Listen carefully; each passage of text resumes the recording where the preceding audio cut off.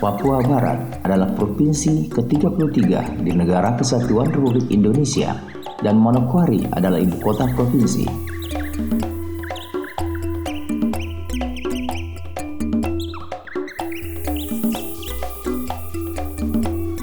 Provinsi ini dibentuk berdasarkan Undang-Undang Nomor 45 Tahun 1999. Semula bernama Provinsi Irian Jaya Barat. Selanjutnya, berdasarkan Peraturan Pemerintah Nomor 24 Tahun 2007, tanggal 18 April 2007, nama provinsi ini diubah menjadi Papua Barat. Provinsi ini juga memperoleh status otonomi khusus seperti Provinsi Papua.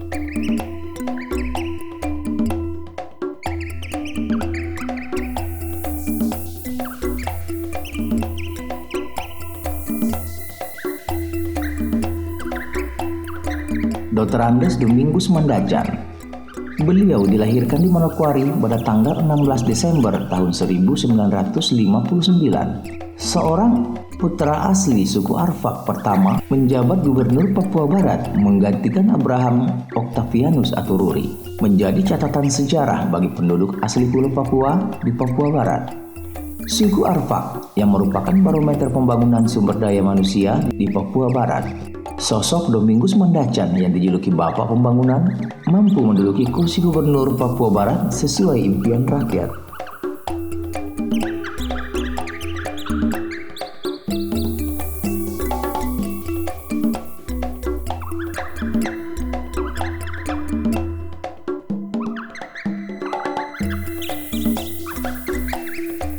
Wilayah Provinsi Papua Barat mencakup kawasan kepala burung Pulau Papua dan kepulauan-kepulauan di sekelilingnya.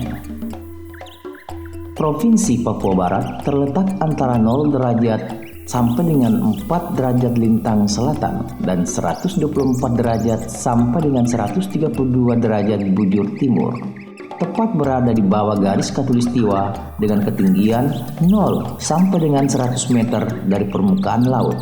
Di sebelah utara provinsi ini dibatasi oleh Samudra Pasifik, bagian barat berbatasan dengan Laut Seram, Provinsi Maluku. Bagian timur dibatasi oleh Provinsi Papua dan selatan berbatasan dengan Laut Banda, Provinsi Maluku.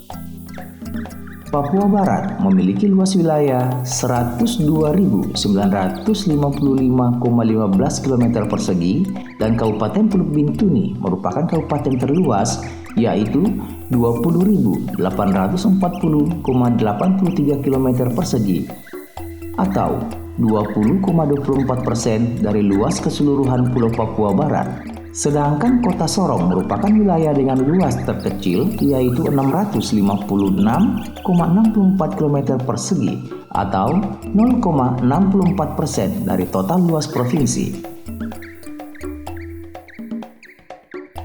Secara administratif, Provinsi Papua Barat terdiri dari 12 kabupaten dan 1 kota madya. Kabupaten dan kota madya tersebut adalah Kabupaten Teluk Bondama, Kabupaten Teluk Bintuni, Kabupaten Manokwari, Kabupaten Manokwari Selatan, Kota Madya Sorong, Kabupaten Sorong Selatan, Kabupaten Sorong, Kabupaten Fakfak, Kabupaten Kaimana, Kabupaten Pegunungan Arfak, Kabupaten Tambrau, Kabupaten Maibrat, dan Kabupaten Raja Ampat, yang keseluruhannya meliputi 218 kecamatan atau distrik, 95 kelurahan, dan 1.742 desa atau kampung.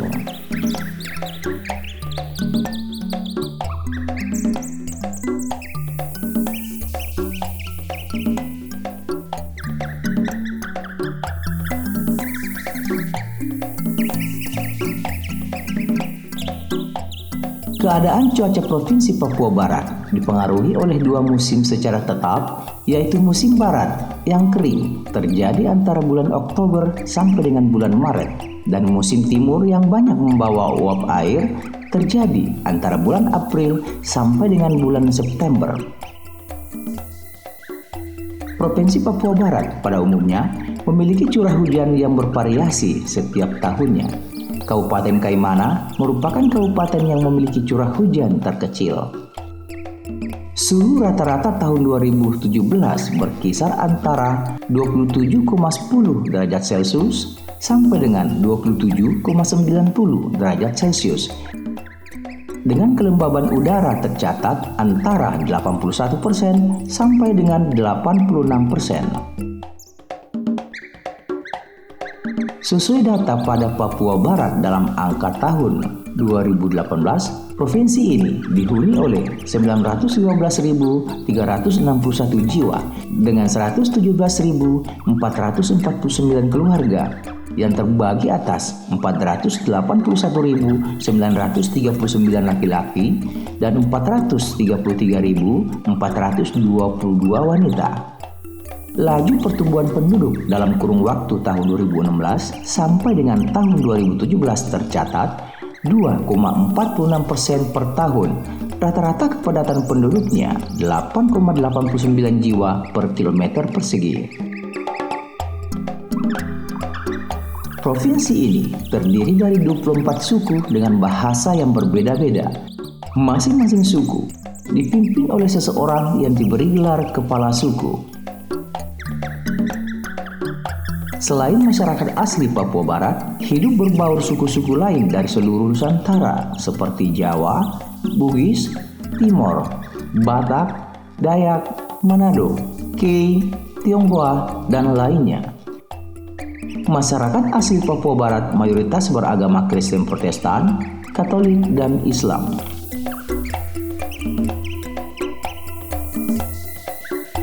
Wilayah Papua Barat merupakan tempat pekabaran Injil dan juga syiar Islam. Potensi dan peluang investasi yang ada di Papua Barat dapat dilihat pada profil kabupaten dan kota sebagai berikut.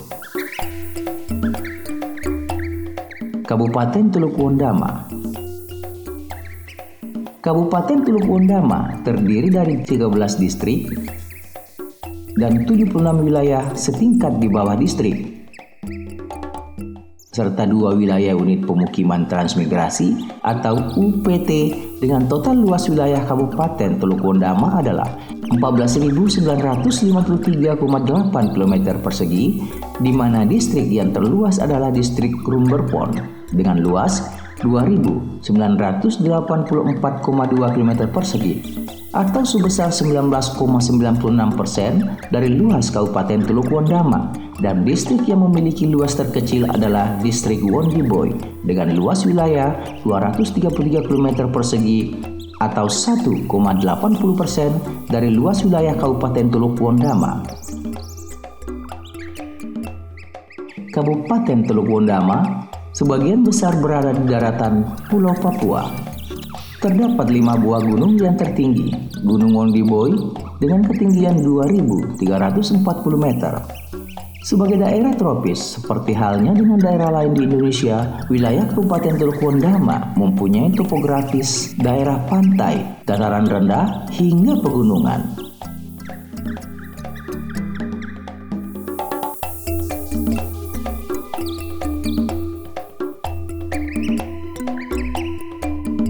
Jumlah penduduk Kabupaten Teluk Wondama tahun 2016 adalah 30.490 jiwa yang tersebar di 13 distrik.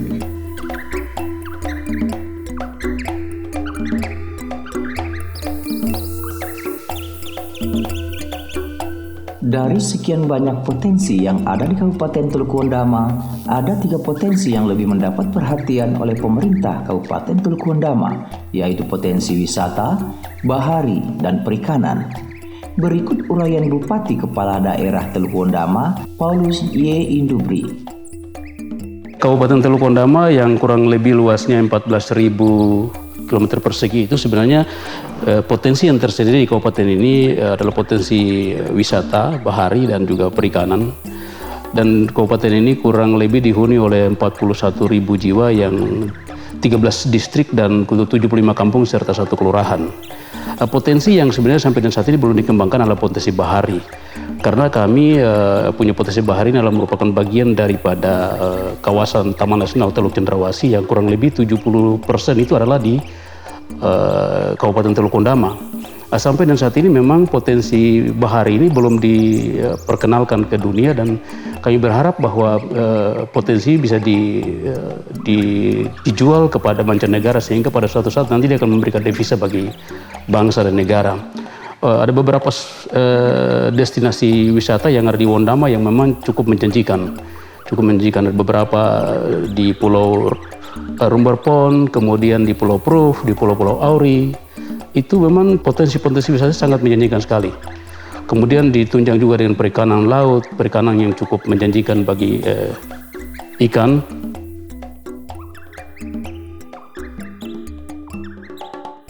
Tetapi juga ada beberapa potensi-potensi wisata religi, seperti potensi wisata Bukit Aitimeri dan juga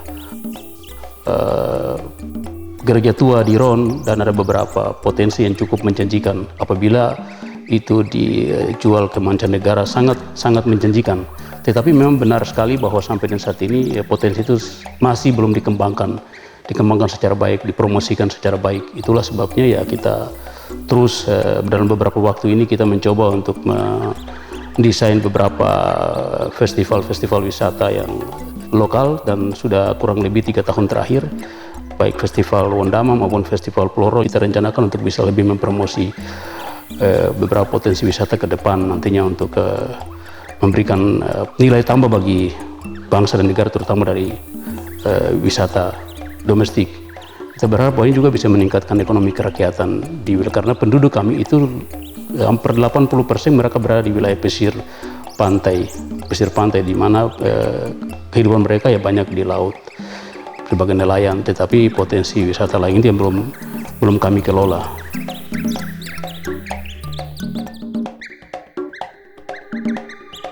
Uraian Bupati Kepala Pemerintah Kabupaten Teluk Ondama dilengkapi oleh Dinas Penanaman Modal Pelayanan Terpadu Satu Pintu Tri Retno Rahayu.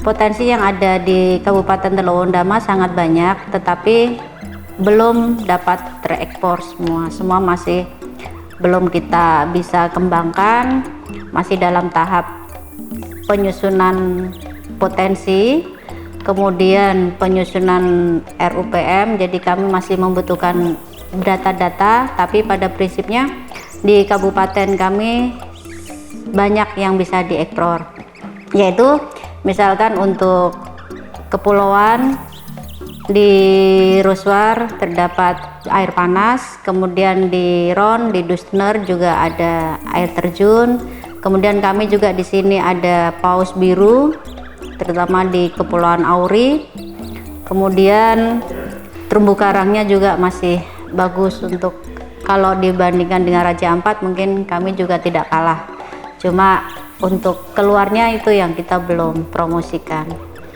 Untuk masalah pertambangan saat ini yang masih ada memang belum banyak, tapi kedepannya mungkin ada investor yang mau masuk, yaitu dari masyarakat lokal tentunya, dengan koperasi untuk usaha pala juga ada, kemudian untuk pertambangan juga ada. Kemudian untuk wisata, banyak wisata yang kita sudah buat. Kemarin dari Dinas Pariwisata juga sudah membuat festival budaya. Kemudian dalam waktu dekat ada festival Pulau Ron.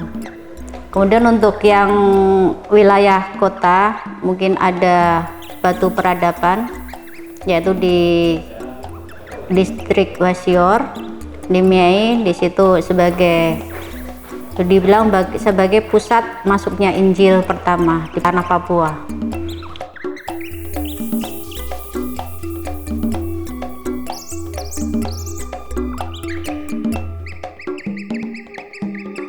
kemudian di kepulauan-kepulauan, di Kepulauan Ron, terutama di Ron, kemudian Kepulauan Auri, kemudian di Roswar, kemudian di Dusner. Prasarana pendukung yang ada di Kabupaten Teluk Wondama adalah Bandara Wasior. Bandara Wasior memiliki panjang landasan 900 meter dan lebar 30 meter. Sementara ini hanya dapat didarati oleh pesawat sejenis Cessna, Twin Otter, atau pesawat sejenis lainnya.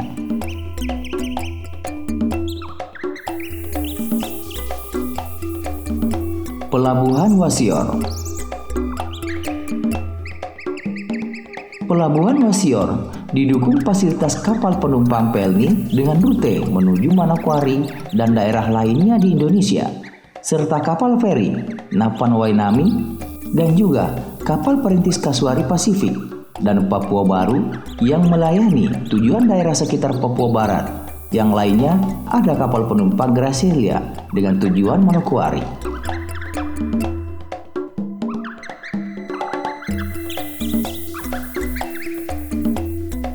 Di samping kapal penumpang, juga bisa menggunakan speedboat baik dari Wondama menuju Manokwari atau sebaliknya Manokwari menuju Wondama. Sepanjang perjalanan, penumpang bisa menikmati pemandangan sekitar perairan yang dilewati.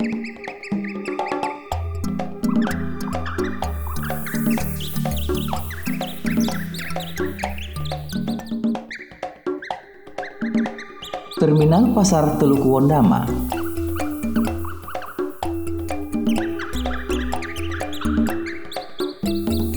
Terminal pasar di Teluk Wondama selain bis antar kota dan angkutan umum, tersedia alternatif transportasi lain berupa rental mobil sedan dan pick-up.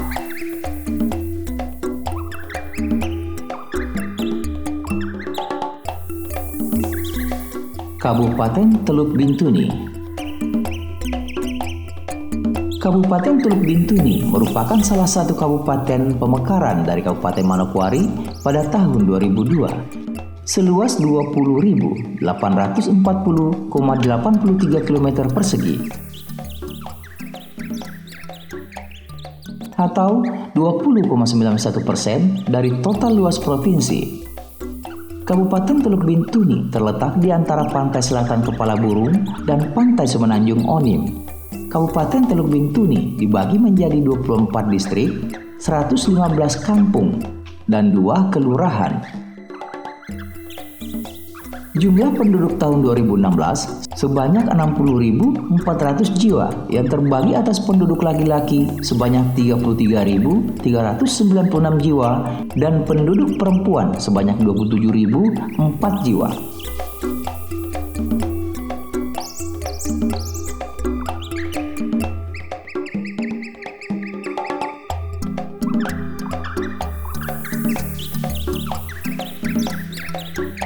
Sumbangan PDRB terbesar di Kabupaten Teluk Bintuni berasal dari sektor pertanian dan perkebunan. Adalah cukup beralasan karena kondisi daerah dan mata pencaharian utama masyarakat setempat adalah sekitar sektor pertanian dan perkebunan. Sarana pendukung. Sarana transportasi untuk menjangkau lokasi objek wisata masih mengalami kesulitan, terutama kondisi jalan yang rusak.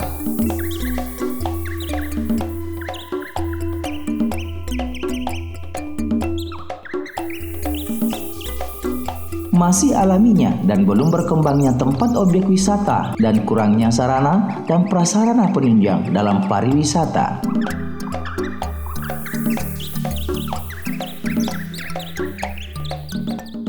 Pemerintah Kabupaten Teluk Bintuni telah mempersiapkan beberapa kapal konektif bagi masyarakat yang bermukim di daerah pesisir pantai.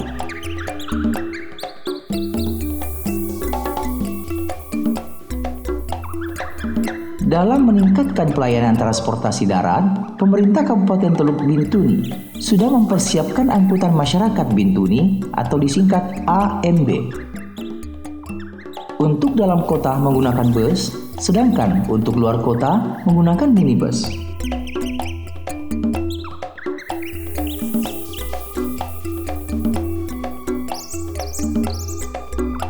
Di Kabupaten Teluk Bintuni juga terdapat sarana transportasi udara, yaitu Bandar Udara Stankol yang berlokasi di Jalan Raya Bintuni kilometer 2 yang hanya dapat didarati oleh pesawat kecil saja.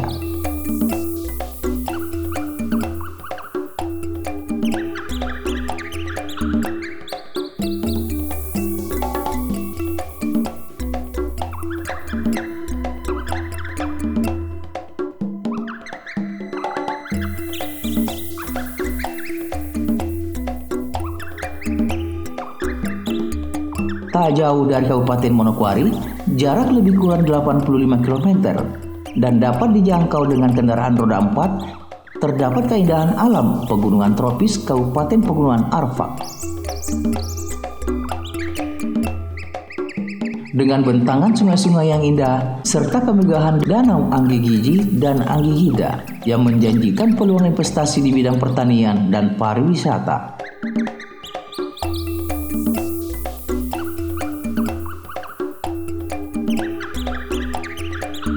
Peluang investasi dan peluang wisata lainnya juga terdapat di Kabupaten Manokwari Selatan dengan keunikan panorama alam baharinya.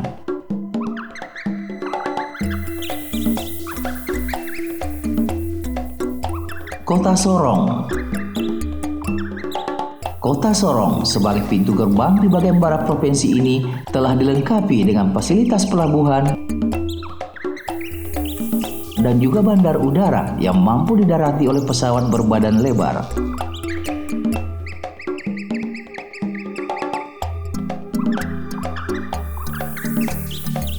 Di bagian selatan Kota Sorong mulai dikembangkan menjadi daerah ekonomi khusus sebagai kawasan industri terpadu di bidang kehutanan, pertambangan, perikanan, pertanian, dan pariwisata.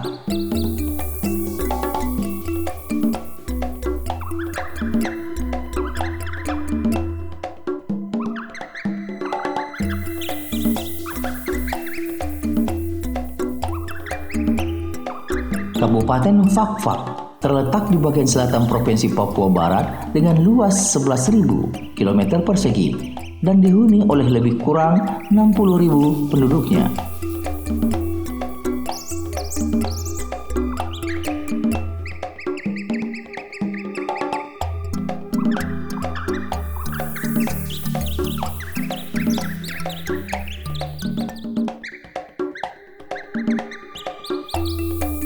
Kota Senja Kaimana.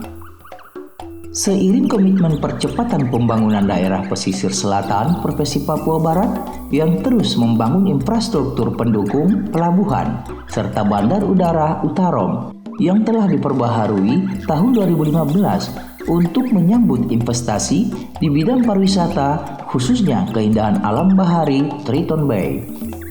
Dengan gugusan pulau-pulau karangnya sebagai situs wisata bahari berkelas internasional.